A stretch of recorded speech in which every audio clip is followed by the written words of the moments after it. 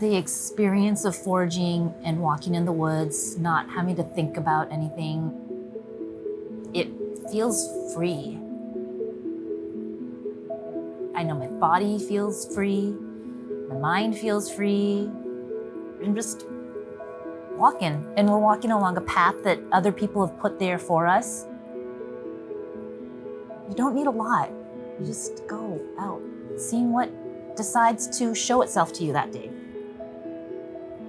Going foraging for mushrooms, it's not even about the mushroom, because I've learned so much just about what's happening in nature.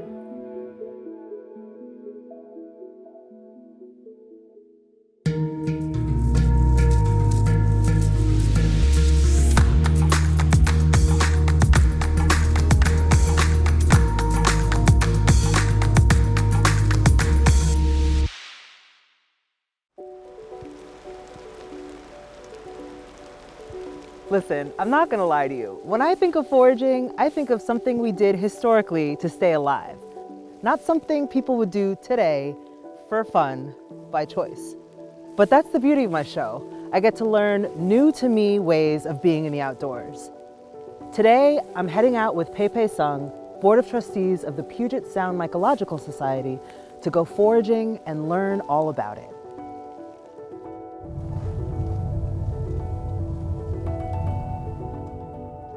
Hi, Alison. Good to see you. Thanks for having me. Come on out. Yeah, so foraging? It's been rainy, a little bit of sun. The temperature's about right. We're in a good area. We'll see some stuff. So when I come out, I try to keep it simple. It's wet in the understory. The ferns, the salal will be under there. So rain gear on the bottom. I always carry my whistle, and so trusty whistle, blow once, and then somebody else blows, and so we know where each other are. I just carry some cotton bags and paper bags and paper towels. I love that it's like basically stuff you can find in your house is what you need. Yeah, that's it. My Cool. A little stick for extra balance, and my dog. He's there.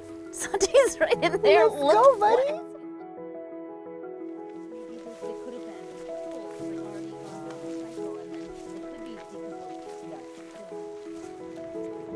My name is Pei Pei, and I like to go in the woods and look at mushrooms and things growing around. Did you grow up in the outdoors doing these sorts of things? I grew up not in the outdoors at all. I grew up in the suburbs. My parents were an immigrant family. My parents worked like 24/7. You know, they owned a restaurant, and although that may seem very like wow to a lot of people, to me it was they're constantly working, going out, going on a hike, walking through the neighborhoods was not something we did. I really didn't know foraging was a thing. I mean, until I moved to the Pacific Northwest, that term had never come up. So it does very much feel like it's something that maybe our communities don't really know about, would you say? So I'm thinking now about just reasons why some people don't go into the forest. And there's been historical systems, and there's been violence, and there's people have been told this is absolutely not for you because bad things happen. So that is in the back of my mind. My foraging journey really began when I worked in a museum collecting oral histories. Learning through those oral histories and people in the community, there are mushrooms called matsutake mushrooms that the Japanese American community keep very quiet. And there was always this sense of nobody's gonna tell you where they're, people are secret from each other. They'll do their maps backwards and this kind of stuff. And then fast forward working in my career, and one day somebody that I'd worked a good relationship working with, he said, oh, we're going out for mushrooms this weekend. And he's Japanese American. Immediately I just said, wait, are these those mushrooms that I heard about a long time ago? Do I need anything? And just put on some shoes. It's gonna be rocky, and PeiPei, why don't you come out with us? And I said, okay, but seriously, blindfold me if you need to.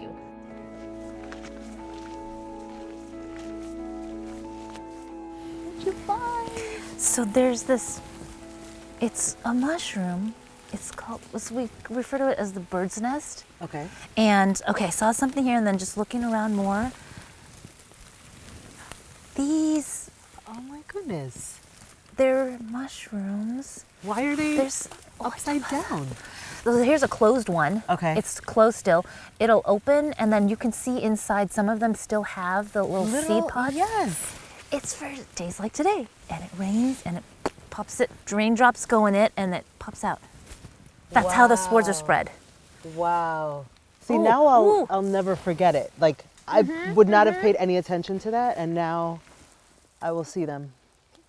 I don't know a lot about mushrooms, but what I do know is that many are deadly. How do you know what to take home, what to eat? Yeah, number one, don't put anything in your mouth. In the mycological club, the mushroom club, they teach us that there's ways to identify edible mushrooms, and we use all 5 of our senses. So there's smell, there's touch, even like the weight of something, how something feels like a stem will feel in your hands.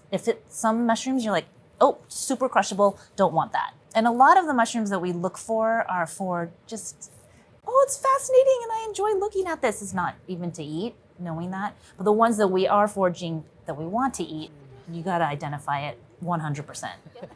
Is that the language? Sometimes from the main trail, I'll be on the lookout for the smaller trails. And you can see them. It's mossy and you just don't know what's right around the corner. But it's less traveled. When it's spider season, I like feeling spider webs on my face. Because it tells me nobody's walked down this today. So, not today. Go behind Don't you. worry, don't worry. That wasn't even on my mind. What is it about foraging that you enjoy? I enjoy everything. I can't think of one thing I don't. It's the community, it's the being out there, the nature part, and the sounds, all the senses. So I'm gonna touch it. Okay. Because, see, even the firmness is different. So identify shape, color. Different mushrooms, they'll have different scents, and that's used to help identify. They may look so similar to the naked eye, like I'm very amateur, but then one smells like cinnamon, and the other has nothing, it's just earth, you know? The Puget Sound Mycological Society and the other mushroom clubs around the Puget Sound, they're absolutely thriving. We have like over 4,000 species, but there's so much out there. We really are in a special place as far as like where we are on this planet. Learn by doing and by observing. Nothing can replace that. We could make the best documentary on how to forage for a mushroom, but nothing beats being in the field, in the forest, in the understory. People have walked on these trails before us. I'm not the first, I'm not the only, I'm certainly not going to be the last. I mean, I hope there's never a last. And just so grateful. I'm so grateful for it.